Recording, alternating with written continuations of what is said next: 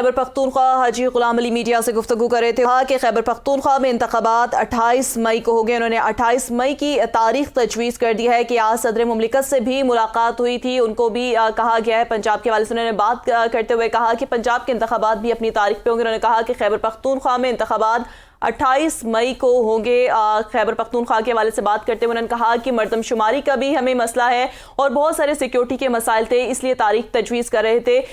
90 دن کے اندر الیکشن آئین کے مطابق ہونے چاہیے. ہم نے اپنی جانب سے تاریخ دے دی ہے. گورنر کے پی حاجی غلام علی میڈیا سے گفتگو کر رہے تھے. انہوں نے کہا کہ خیبر پختونخوا میں انتخابات کے لیے 28 مئی کی تاریخ دے دی ہے. بیورو چیف اسلام آباد خالد جمیل ہمارے ساتھ موجود ہے. خالد جمیل صاحب, یہ بتائیے گا, گورنر کے پی کے نے 28 مئی کی تاریخ دے دی ہے خیبر پختونخوا میں انتخابات کے لیے.